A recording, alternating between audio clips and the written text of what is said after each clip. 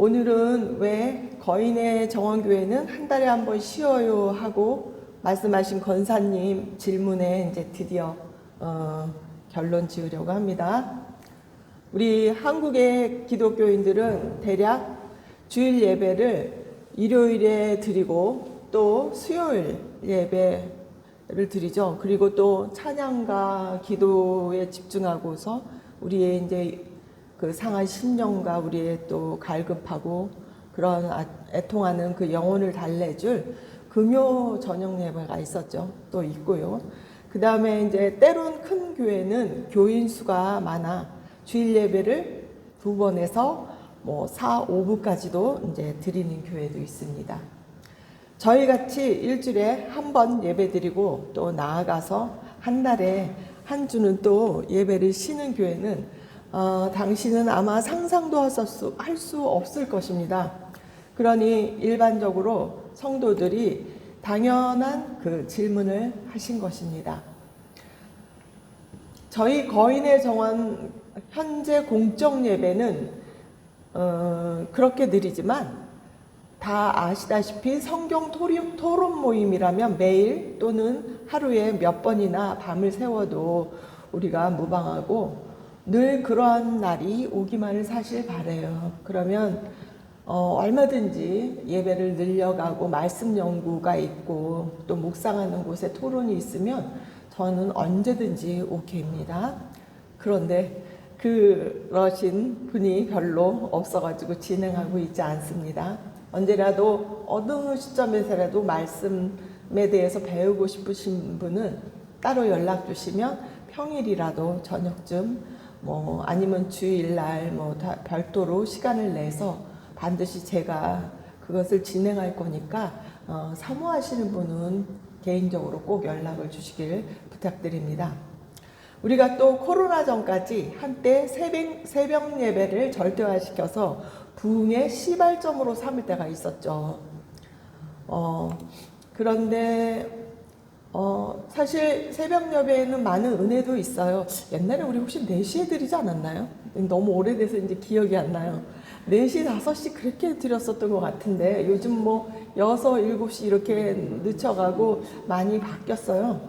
그래서 새벽 예배 은혜도 있기는 하지만 우리가 실제로는 결과적으로는 우리가 진리의 말씀에 알맹이가 빠지고 기복과 번영을 추구하며 예배의 횟수만 강조했던 결과가 있죠. 나름 많은 은혜가 임하기도 했어요. 다 아시다시피 그러나 어떠한 모습인지 아실 거예요.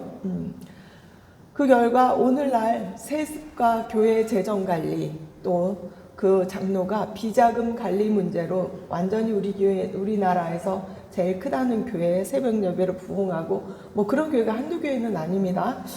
그런 관리 문제로 천억 된가 그런 비자금의 문제로 자살을 하고 또 그 나머지는 여전히 동남아나 그 외 지역으로 선교의 형태로 비자금을 내돌리고 또 한때 신학교 이사장으로 학교를 주무르다가 여러 문제가 있었죠. 그래서 또 그 외 수많은 교회는 여러 가지 문제들로 인하여서 서로 뜻이 안 맞으면 강목 사건들로 분열의 마무리를 짓는 것이 한두 번의 일이 아닙니다. 모든 그 부흥의 시점을 지나서 왜 이런 결과가 나올까요? 사람 사는 집단이므로 문제는 우리가 언제나 있을 수 있습니다. 아니, 인간 사는 죄로 인해 관역을 벗어났으므로 모두 문제 덩어리들이 맞죠. 그러나 우리가 생각해 볼 때 누적된 탐욕으로 인해서 벌어지는 문제는 깊은 분별을 요합니다. 그러한 신앙의 행태로 문제를 해결하는 방법에서는 본질적인 성령의 열매들이 나타날 수가 없을 뿐더러 우리가 아무리 교회에서 기복으로 추구하고 하나님을 섬긴다고 예배들을 하고 봉사를 해도 왜 이렇게 문제가 발생했을 때는 이렇게 시끄러울까요? 왜 그러냐면 성령의 본질이 무엇인지 모른다는 것입니다. 그래서 진리에 대해서는 악에 대해 무기력하고 또 신비주의 체험이나 이런 이상적 형태로 성령을 바꿔치게 해왔어요. 그런 시간이 오래됐습니다. 네. 오늘은 그러한 문제들을 이야기하려고 하는 것은 아니므로 여기까지 하겠습니다. 예배를 그렇게 많이 드렸는데 결과가 그렇다는 거예요. 주일에 예배를 꼭 드려야 한다. 예전에는 그랬죠. 주일에 아무것도 안 하고 시험 공부도 못하게 하고 굉장했습니다. 네, 아무것도 못하게 하는 시점이 있었어요. 구약의 근거에서. 그러면 주일 예배는 꼭 드려야 한다. 안 드리는 교회와 성도는 큰일 난다. 내지는 뭐 하나님을 섬기는 예법에 어긋난다. 이런 기준을 다 갖고서 있지요. 그런데 실제로 그 말씀이 성경에 있나요? 네, 이거는 성경에서 어떤 부분도 없어요. 신약에서는. 제가 그거를 지난주에 계속 설명을 했었죠. 왜냐? 이건 너무 복합적이고 너무 확실한데도 이것을 증거하기에는 너무 방대해서 많은 사람들이 그대로 따라가기가 힘들고 목소리 큰 사람이 끌고 가는 사람이 이기는 것이라서 제가 지난주에 몇 줄을 그렇게 설명을 어렵게 했습니다. 그래서 이것들은 다 율법적 해석에 근거한 확신과 판단이라고 말씀드리겠습니다. 그럴까요? 네. 이 율법적 판단이란 사실과 행동에 대한 전후 사정과 내용의 본질을 파악하고 그 상황에 가치적으로 우선순위를 따지는 것이 아니고 무조건 법에 근거하는 판단이라는 것입니다. 즉 정상 참작을 하지 않겠다는 것입니다. 상황이라는 것은 다 이럴 수도 있고 저럴 수도 있고 기본적이고 객관적이고 일반적이고 보편화된 것이 있습니다. 우리가 주일 예배가 보편화해서 주일을 하겠다고 암묵적 합의가 있고 동조하고 우리가 그런 것들은 일반적인 관례화된 것들이죠. 그러나 예수님도 그랬잖아요. 다윗이 먹지 못하는 진설병 먹으면 죽잖아요. 그것을 다윗이 막 도망 다니다가 거기서 제사장이 줬잖아요. 하나님께 드리는 그걸 먹었습니다.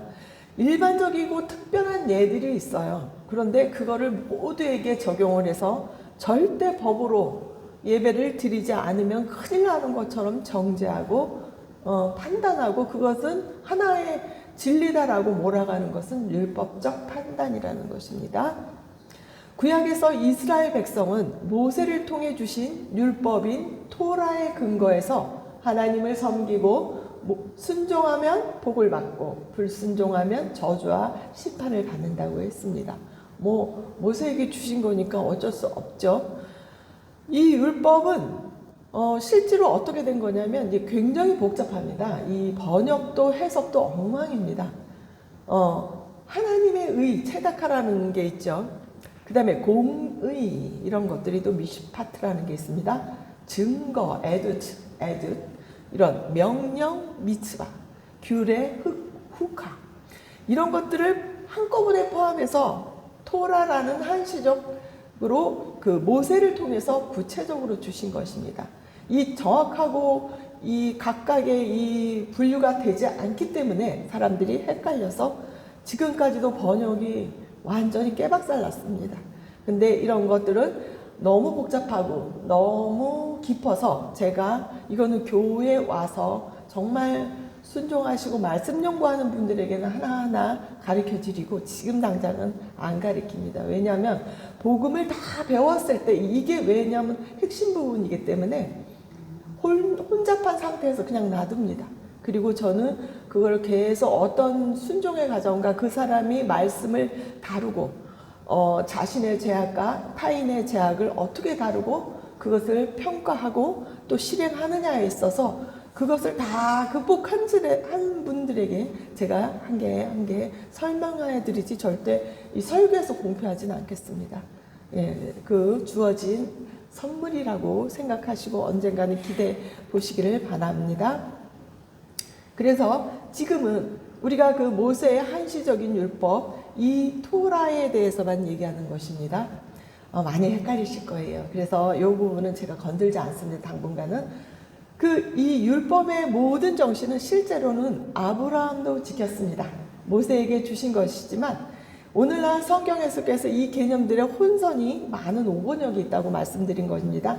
그래서 시편, 우리 말씀 좀 한번 바탕화면에 있는 것 좀 열어주세요. 시편의 19편 7편에서 여호와의 율법 토라는 완전하여 영혼을 소성케 하고 여호와의 증거, 이건 에두트입니다. 는 확실하여 우둔한 자로 지혜롭게 하며, 여기에서 말씀드리는 토라는 좀 크게 확대를 시킬 수가 있는데, 네, 거기만 열어가지고 네, 그 부분을 확대를 시킬 수가 있어요. 네. 그래서 여기서 말한 완전한 율법 확대가 더 크게 해주세요. 더 최대한으로. 네, 최대한으로. 네. 그래서 이 완전한 율법은 율법의 완성이신 예수님의 근본적인 총체적인 율법 정신을 하나님의 율법 정신을 이야기하는 것입니다. 네. 그러나 성경에선 토라가 율법이 신약에서 노모스라 그래요. 이것은 모세에게 한시적으로 주신 옛 언약이라고 합니다. 네. 그리고 새 언약으로 나눠집니다. 그래서 오늘날 크리스천들이 어디까지가 율법이고 어디까지가 복음인지 정확한 구분을 할 수 없기에 많은 문제를 안고 있다는 것입니다. 그래서 초기의 사도와 제자들도 할례받아야 한다는 문제로 서로 논쟁하고 변론했었죠. 그래서 성경 연구와 토론이 필요합니다. 단순히 선호하는 면 목사님의 설교만 듣는 분들은 절대 그 비밀을 깨달을 수 없습니다. 말씀을 사모함으로 본인이 스스로 성령의 도우심을 얻으셔야 합니다. 에베소서 2장 15절 한번 읽으실 수 있으실까요? 같이 큰 소리로 한번 읽어보실게요. 원수된 것 곧 의문에 속한 계명의 율법을 자기 육체로 폐하셨으니. 에베소서 2장 8절 9절. 너희가 그 은혜를 인하여 믿음으로 말미암아 구원을 얻었나니 이것이 너희에게서 난 것이 아니요 하나님의 선물이라. 행위에서 난 것이 아니니 이는 누구든지 자랑치 못하게 함이라. 그래요. 육체로 일단 폐하셨대죠. 예. 그런데 왜 율법을 이렇게 강조할까요? 그리고 믿음으로 구원을 얻는 것이 우리에게 난 것이 아니라는 거예요. 그죠? 하나님의 선물이에요. 행위에서 난 게 율법의 행위가 아니라고 해서, 왜냐? 우리가 나의 의로, 봉사로, 행위로, 자선으로 얻었다 할까봐 그런 거예요. 이래서 자랑하지 말라 이거예요. 율법의 행위로서는 의롭다함을 얻을 수 없고 예수 그리스도를 믿음으로 말씀을 믿는 거죠. 실제는 진리의 영 구원을 얻을 수 있다고 신약 성경에서 말하고 있습니다. 이해를 했던 안 했던 간에 그런 것은 모두 알고는 있어요. 이론은 알고 있는데 실제는 믿음조차도 우리의 노력의 결과가 아니고 하나님의 은혜와 선물로 믿게 된다는 것은 모두가 아는 건 아니에요. 이거는 정말 다 해보고 절대 내가 아무것도 아닙니다라고 마지막 고백이 나오고 믿음조차도 하나님이 내게 주실 수밖에 없고 나는 믿음이 너무 없는 그것을 알면 알수록 더 알아간다는 것입니다. 율법을 유치원 정도의 초등학교는 유치원 보모에 의해서 이끌어지고 배우는 것들입니다.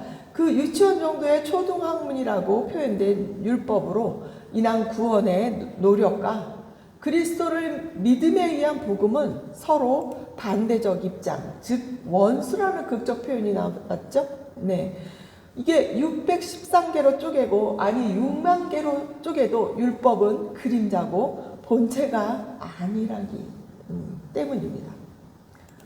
그래서 인간의 노력으로 의롭게 여기려 하는 시도로서의 한시적 율법은 폐하셨던 것입니다. 율법의 기능은 좋죠. 죄를 깨닫는 것이고 율법의 행위로 의로운 척하는 모든 시도는 복음과 원수되는 것이라고 했었고, 죽을 수밖에 없는 죄인에게 용서라는 선물로 주었던 은혜와는 완전히 상반된 것입니다. 그러나 갈라디아서에서 보면 거짓 선생들에 의해서 다시 율법주의로 돌아가려 하고 복음을 변질시키려는 사람들이 있습니다. 아니, 어찌 보면 처음부터 율법에서 벗어난 적이 없다고 하는 것이 더 맞겠습니다. 2000년 전에 예수님께서 피로 허물어 버린 것을 여전히 율법의 종노릇하고자 율법 아래서 속량되기를 거부하는 것은 왜일까요?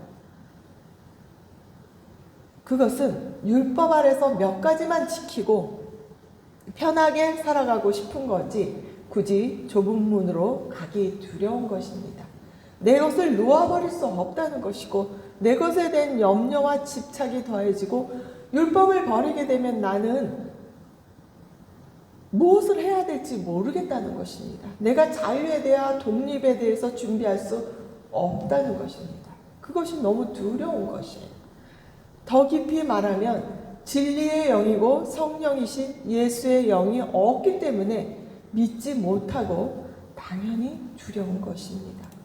우리가 믿음이 없다는 것은 이렇게 두려움과 가지 못함과 낭만과 한심함으로 계속 점철이 됩니다. 아무리 우리가 무엇을 읽고 봉사와 하나님을 사모한다고 말해도 우리가 그렇게 나약한 존재라는 것입니다. 그 복음의 사람들도 두렵기는 마찬가지입니다. 성령이 충만해지기 전에는 누구라도 다 이럴 수밖에 없어요. 그러므로 현실에서 죽어가고 망해가는 것을 조금 살려놓으면 몇 가지 봉사와 율법의 행위로 부족한 자신의 의의 기준으로 다시 완장을 차고 다른 사람을 함부로 판단하고 정죄하는 시도가 늘 일어납니다. 우리가 교회를 하기 힘든 것은 기껏 가르쳐놓고 그들에게 애써 우리의 시간을 다 쓰고 정말 돈도 내 돈으로 벌어가면서 한 푼 받는 것이 아니고 헌금을 많이 합니다. 우리가 더 그러면서까지도 시간을 내서 내가 돈을 세상에 돈 벌 시간에 자신들을 이렇게 가르치고 죽으라고 외쳐대고 그들을 위해서 나가도 그들은 잠시 배우면 다 죽어가서 와놓고 다들 변화되지가 너무 어렵기 때문에 다시 골룸과 같이, 골룸 아시죠? 우리 신도들은 다 골룸입니다. 뭐 나는 아니겠습니까? 하나님 앞에서 계속 알아갈수록 내 자신이 골룸의 형태, 그저 불쌍한 척으로 와서 골룸 갑자기 그러잖아요. 네, 너무 무서운 얼굴로. 저는 성도들을 보면서 난 아니에요. 난 다 깨달았어요. 나 이제 정말 아니에요. 나 이거 믿지 않습니다. 수많은 사람이 배반하고 예수님의 제자들도 그랬잖아요. 깨달지 못하고 예수님을 십자가에 못 박을 때도 다 숨고 배반하고 어리석게도 부인했잖아요. 베드로는 말고의 길을 정말 자를 만큼 그렇게 해놓고도 내가 바다에 뛰어들겠다, 물가에 뛰어들겠다 하는 베드로같이 용기 있는 사람조차도 부인을 해버립니다. 누가 죽임을 당할 때, 예수님의 진리가 죽임을 당할 때 우리가 그렇게 자신 있는 사람들이 아닙니다. 그러나 제자와 다른 것이 있습니다. 사단은 대적자입니다. 반대하고 방해하고 누가 무엇을 증거하거나 진리를 전할 때 반대하는 사람 반드시 조심하셔야 됩니다. 반대를 하지 말고 본인의 주장을 하시면 됩니다. 그러나 반대하는 자는 반드시 사단의 하수인입니다. 아무리 깨닫고 뭘 한다 그래도 아직 부족한 상태에 사단의 회방자가 되어서 누가 무엇을 증거할 때 막습니다. 누가 어떤 상황이라도 표현의 자유는 있습니다. 우리가 정말 우리의 모임에서도 일어났던 일입니다. 표현의 자유는 있지만 옳고 그름은 있겠죠. 그러나 각각 자신의 상황에서의 이야기들은 할 수가 있습니다. 그러나 그것을 누가 이야기했을 때 막고 말을 못하게 하는 시도는 절대 일어나서는 안 됩니다. 저는 다른 거는 모르겠지만 그런 시도는 용납하지 않습니다. 한 뜻이 안 돼도 돼요. 그리고 내가 이쪽이든 내가 저쪽이든 자기의 이야기를 할 수가 있으나 누가 얘기를 할 때 반박하고 자기만 옳다 그러고 상대방의 얘기는 전혀 안 듣고 자기의 주장만 할 수 있어도 좋습니다. 그러나 그걸 방해하는 사람들은 절대 하나님의 사람의 모습이 아닙니다. 예수님의 제자들은 방해는 안 했어요. 예수님한테 그냥 부인했던 거예요. 두려워서. 두렵고 그것이 확신이 덜하니까. 분명히 저건 아닌 거는 아는데 내가 말하자니 입이 안 떨어지고 그리고 그 모양새가 너무 아니니까 그렇게 분란과 시끄러움으로 질서에 순응하지도 않으면서 이야기하는 것은 아니니까 참는 것이고 또 그것을 두고 보는 인내와 또 그런 것들에 또 아픔과 애통이 있으니까 하나님에게 바라기 때문에 그렇다는 것입니다. 그러나 전쟁입니다. 지금은 사실 우리나라가 영적 전쟁입니다. 내란이에요. 전쟁터에서 서로가 내가 중도가 있을까요? 정말 전쟁이 안 일어났으면 좋겠습니다.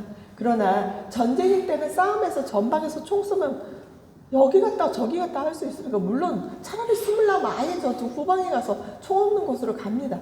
그러나 너무 무서우면 그럴 수 있어요. 저는 충분히 저도 그럴 거예요. 저 전쟁 나면 앞으로 막 총 쏴기보다는 아마 뒤에 가서 왔다 갔다 하고 살려고 저는 철저하게 숨어버릴 겁니다. 그러나 그것도 안 돼서 끝에 마지막으로 내 목숨이 위태로우면 나가서 막 쏴버릴 것 같아요. 그렇습니다. 그래서 우리가 전쟁에서는 싸워야 하고 총바지가 있고 앞에서 싸우는 자들이 있습니다. 그 싸우는 자들이 옳든 그르든 싸움에서 그들을 뭐라 그럴 수는 없습니다. 알겠죠? 제대로 된 싸움을 하자 이거고 전쟁은 끝이 나게 돼 있고 하나님은 그 전쟁의 승리자가 되실 것입니다. 법은 질서를 위해 세워졌지만 모든 진리를 대표하는 것은 아닙니다. 아까 율법 얘기하다 그렇게 나왔죠. 그 나라마다 조직마다 법이 다르고 네.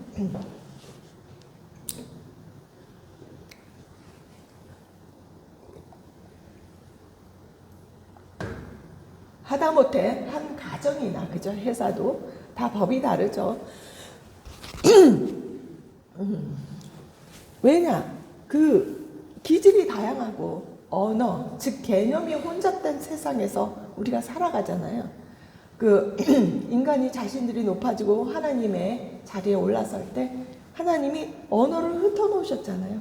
그래서 우리가 싸움과 전쟁이 있습니다. 언어가 통일되는 것은 그리스도의 복음으로만 통일됐기 때문이죠.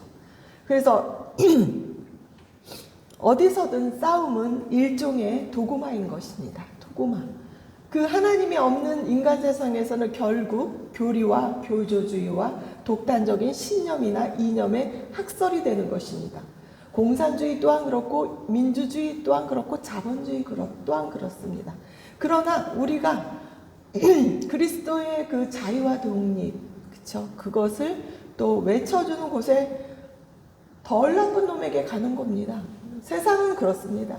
그러면 우리가 거기서 무너진다면 자유와 독립이 무너지고 표현의 자유가 무너지고 법이 판치고 삼법이 그 무너지는 상권 분립이 무너지는 곳에서는 싸움이 있을 수밖에 없습니다. 네. 그러나 그것도 하나님께서 승리하십니다. 그래서 우리가 율법, 즉 법만으로 판단하는 것 자체가 모순인 것이 법을 완전하게 지키는 사람이 없습니다. 예수께서도 그러셨죠. 너희 중에 죄 없는 자가 먼저 돌로 치라고 하신 것입니다.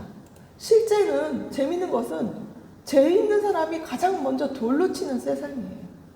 격 있는 사람은 남 함부로 비난하지 않아요. 아무리 죄가 있던 뭐든 그 사람에 대해서 심사숙고합니다. 함부로 돌 갖고 비난하고 정죄하는 사람 진짜 조심하셔야 됩니다. 우리 교회 그런 사람 용납하지 않습니다. 저는 절대적으로 태도와 자세에 있어서 중요합니다. 제가 어렵게 배우고 평생의 연구들을 개나 돼지한테 함부로 그걸로 물고 다시 되던지는 그런 사람들 저 절대 안 가르칩니다. 그리고 그런 사람들은 정신 좀 차리셔야 됩니다. 인격부터 조정하시고 말씀 앞에 오시고 또 안 돼도 됩니다. 물론 교회 와서 꽉 터지게 싸우셔도 돼요. 그러나 선의의 방법으로 싸우세요. 그러면 다 받아들입니다. 제가 뭐 누구 말을 절대 안 막습니다. 자유가 있어요. 표현의 자유가. 그러나 방법에 있어서는 선의와 또 인내와 또 침묵으로 또 때로는 외치되 함부로도 외치지 마세요. 저는 그런 것도 싫습니다. 너무 자주 해서 별로 중요한 것도 아닌데 외치는 것도 그거는 문제가 있습니다. 그래서 서로를 말하고 싶을 때도 참고 기다리고 그 사람의 때를 기다려주고 우리가 이런 사랑의 긍휼과 인내의 헌신이 없는 성령의 열매가 없는 외침은 외침이 아닙니다. 정말 이건 강조하고 싶습니다. 이제 갈라디아서 2장 18절에서 19절 함께 읽어보겠습니다. 만일 내가 헐었던 것을 다시 세우면 제가 읽겠습니다. 다시 세우면 내가 나를 범법한 자로 만드는 것이라. 헐었던 것을 다시 세우죠. 율법으로 돌아가는 것은 그렇습니다. 내가 율법으로 말미암아 율법을 향하여 죽었나니 이는 하나님을 향하여 살려 합니다. 갈라디아서 4장 21절 읽겠습니다. 내게 말하라. 율법 아래에 있고자 하는 자들아, 율법을 듣지 못하였느냐? 28절 읽겠습니다. 형제들아, 너희는 이삭과 같이 약속의 자녀라. 그러나 그때 육체를 따라 난 자가 성령을 따라 난 자를 핍박하는 것 같이 이제도 그러하도다. 그러나 성령이 무엇을 말하느뇨? 계집종과 그 아들을 내어 쫓으라. 내어 쫓으라고 합니다. 왜 그럴까요? 핍박하기 때문에. 계집종의 아들이 자유하는 여자의 아들로 더불어 유업을 얻지 못하리라 하였느니라. 그런즉 형제들아, 우리는 계집종의 자녀가 아니요 자유하는 여자의 자녀니라. 위의 본문에서 율법주의자들을 육체를 따라난 종의 아들이라고 정의합니다. 왜 그럴까요? 율법주의자들은 율법에 시키는 대로만 하는 종입니다. 결국 종의 근성을 못 버리는 것입니다. 시키는 것만 하지 자유와 독립은 상상할 수도 없습니다. 그에 반해 복음의 자유를 가진 사람들은 자유하는 여자의 아들로 표현합니다. 그런데 심각한 것은 율법자들은 외모와 형식의 법만을 자신들도 못 지키면서 법에서 자유하여 성령에 속한 사람을 도무지 이해할 수 없으니 핍박을 한다는 데 있다는 것입니다. 사울아, 사울아, 네가 왜 나를 핍박하느냐? 선이든 악이든 어떠한 경우에도 핍박은 해서는 안 됩니다. 왜 진리를 증거하거든 어떤 경우들을 말하는데 왜 핍박하는 것입니까? 왜 반대하고 적대자가하고 그들에게 동조하는 것입니까? 정말 도둑이 들어와서 도둑이 소리치고 도둑을 잡으려는데 도둑을 뭐라 그러고 오히려 예수님에게 그랬잖아요. 바나바, 밀라노로 살인한 사람들은 살려주는 그런 형국입니다.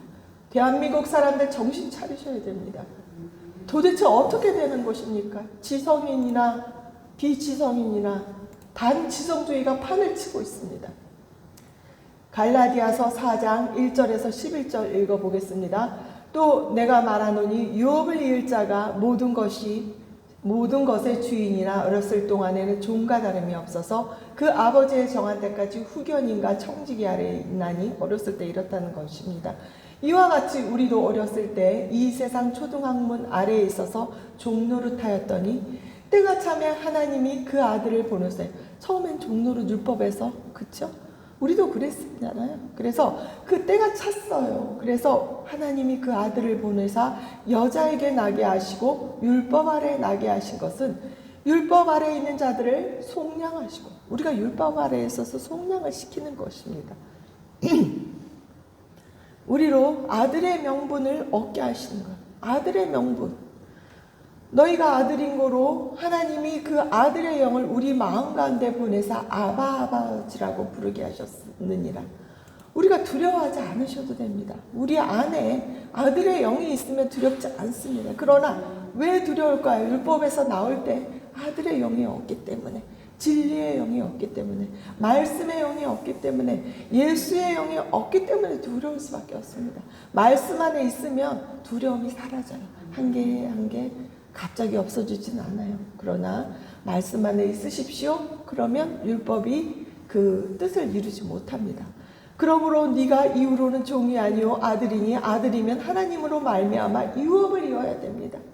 그러나 너희가 그때는 하나님을 알지 못하여 율법에 있을 때는 하나님을 알지 못합니다. 법으로만 임하기 때문에 본질상 하나님이 아닌 자들에게 종로로 하였더니 이제는 너희가 하나님을 알 뿐더러 하나님의 아신 바 되었거늘 어찌하여 다시 약하고 천한 초등학문으로 돌아가서 다시 저희에게 종노릇하려 하느냐. 너희가 날과 달과 절기와 해를 삼가 지키니 내가 너희를 위하여 수고한 것이 헛될까 두려워하느냐.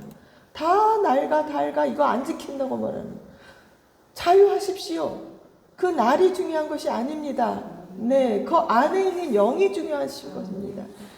골로새서 2장 16에서 17절 읽어보겠습니다. 제가 그러므로 먹고 마시는 것이나 절기나 월삭이나 안식일을 위하여 누구든지 너희를 평론하지 못하게 하라. 이것들은 장래일의 그림자, 몸은 그리스도의 것이니라.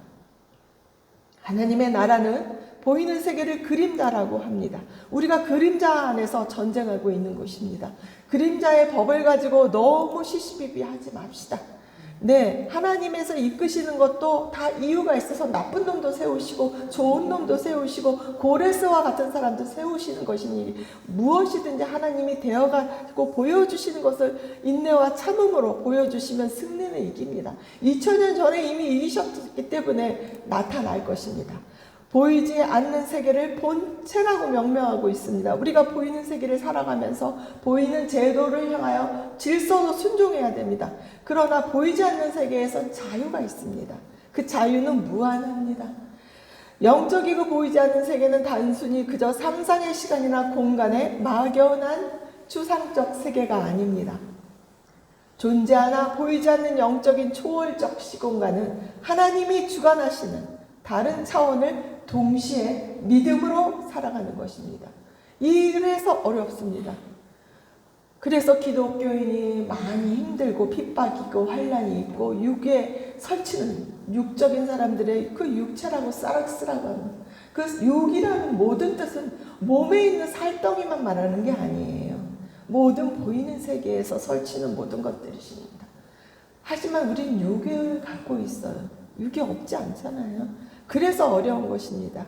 그래서 우리의 인내와 헌신과 그 참음으로 기다립시다. 기독교는 그 영적 세상의 시공간을 어떻게 믿느냐에 따라 구원의 내용이 달라집니다. 좀 길어가고 있어요. 빨리 읽을게요. 이사야서 58장 13장 14절에 안식일에 대한 거예요. 만일 안식일에 네 발을 금하여 내 성일에 오락을 행치 아니하고 안식일을 일컬어 즐거운 날이라 여호와의 성일을 존귀한 날이라 하여 이를 존귀히 여기고 내 길로 행치 아니하면 오락을 굳지 아니하고 사사로운 말을 하지 아니하고 여기서 다 걸리죠. 우리가 주일을 조금 예배드렸다면서 맨날 오락이나 나머지 시간도 다 사사로운 말을 하면서 그렇게 지내고 있잖아요.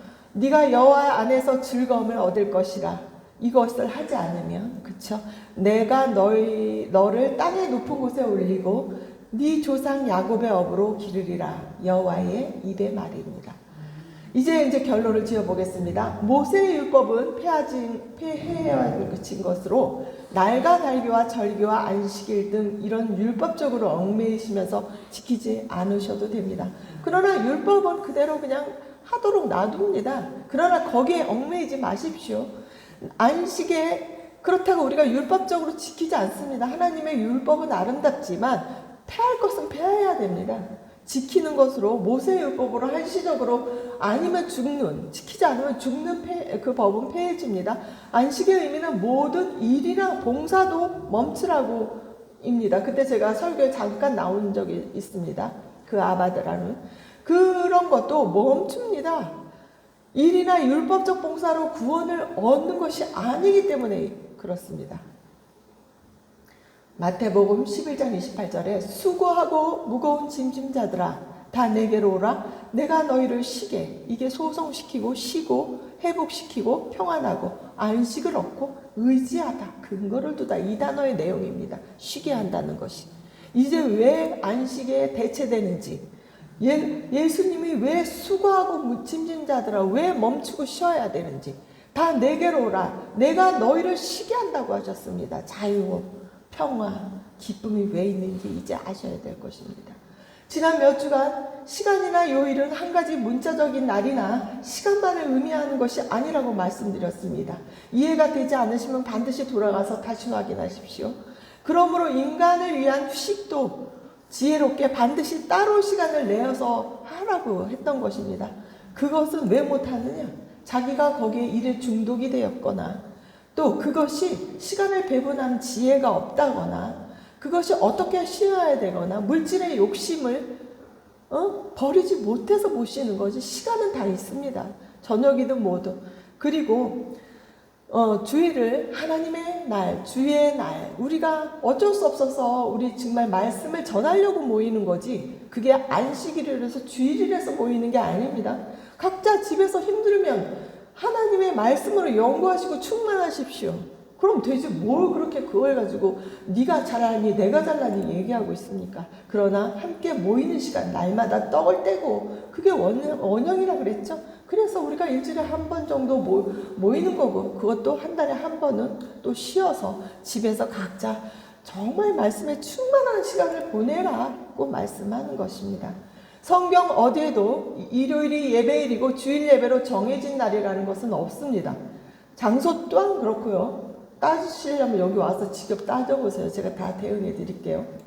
일요일이 주일 예배로 용이한 날이라고 우리들의 율법적인 예배로 정한 것이 믿음의 선배들로부터 전해지고 정해진 것이라고 전에도 말해드렸습니다.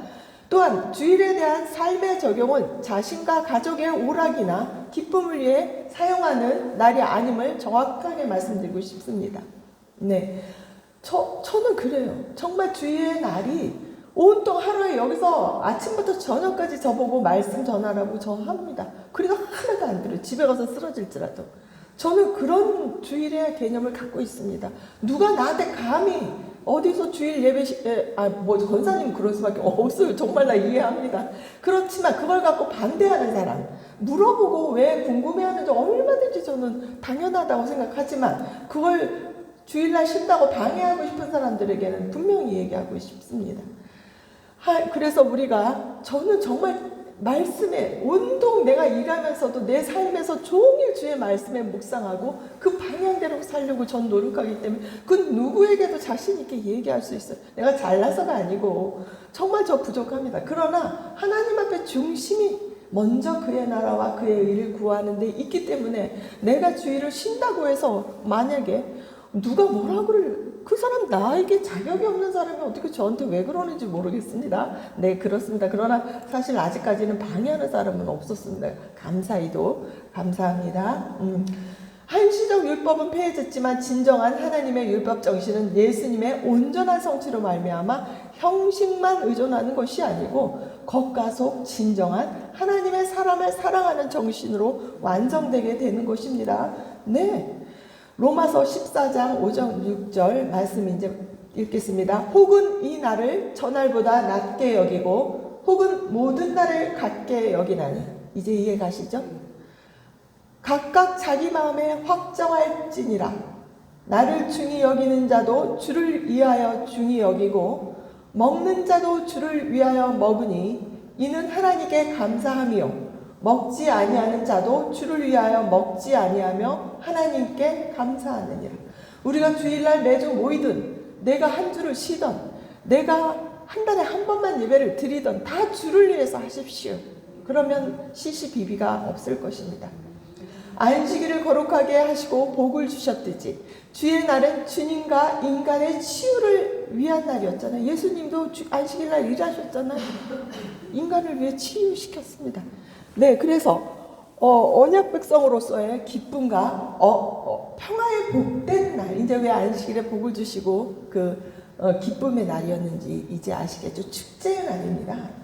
그래서 그리스도 안에서 안식일의 회복과 성취로서의 구원의 날이며 재창조되는 믿음의 날들이므로 구원의 감격과 감사와 찬양의 모든 날입니다. 나가든지 들어오든지 어디서나 부활의 주님이 내 안에 또 우리 안에 오신 날이 주의 날, 곧 주일이며 주 예수의 날임을 거듭 강조합니다. 거룩하게 구별하신 복된 날이 일요일만이 아닌 매일매일 일어나시길 희망합니다. 아멘.